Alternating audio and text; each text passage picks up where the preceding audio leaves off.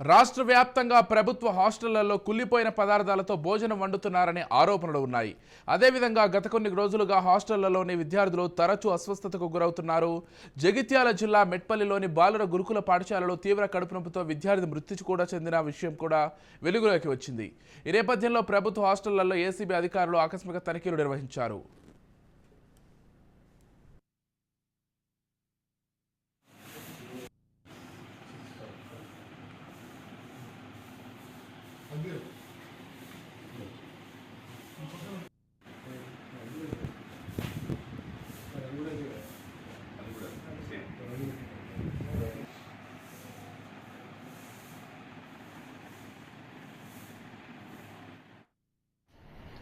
మా డీజీ గారి ఆదేశాల మేరకు జనగామ జిల్లాలో జనగామ టౌన్లో SC girls pre and post హాస్టల్లో తనిఖీలు చేయడం జరిగింది. ఈ తనిఖీలలో ముఖ్యంగా మేము ఈ హాస్టల్ ప్రిమిసిస్ హైజీనిక్ కండిషన్లో ఉందా, తర్వాత సరుకులు ఎలా నాణ్యత ఉన్నాయా, తర్వాత బాత్రూమ్లు ల్యాట్రిన్స్ అవన్నీ క్లీన్గా పెడుతున్నారా లేదా, పిల్లలకు పెట్టే భోజనం నాణ్యత ఎంతవరకు ఉన్నది అనే యాంగిల్లో మేము తనిఖీలు చేశాము. హాస్టల్ రిజిస్టర్తో పాటు రిజిస్టర్లో ఉన్నటువంటి అటెండెన్స్కి, తర్వాత ఫిజికల్గా ఉన్న అటెండెన్స్కి కూడా మేము తనిఖీలు చేశాము.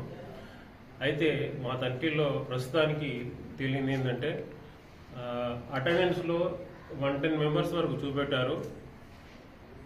ఓవరాల్గా నైట్ 73 మెంబర్స్ చూపెట్టారు.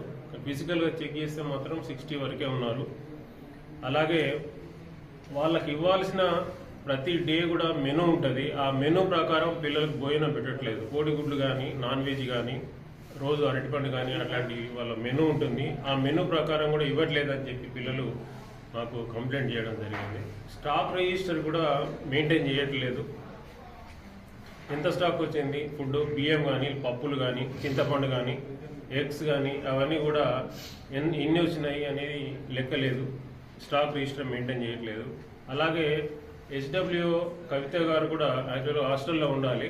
మేము తనిఖీ చేసే టైంకి ఆమె కూడా నైట్ స్టే చేయట్లేదుగా మాకు తెలిసింది. పిల్లల ఆరోగ్యపరంగా కూడా వీళ్ళను హాస్పిటల్లో రెగ్యులర్ చెకప్స్ ఉంటాయి. ఆ చెకప్స్ కూడా వాళ్ళ రికార్డ్ అసలు మెయింటైన్ చేయట్లేదు. హెల్త్ కార్డ్స్ కూడా మెయింటైన్ చేయట్లేదు. రికార్డు కూడా మొత్తం సరిగా మెయింటైన్ చేయనట్టుగా మాకు తెలుస్తున్నది. ఇంకా తనిఖీలు చేస్తున్నాము. ఇంకా వివరాలు పూర్తి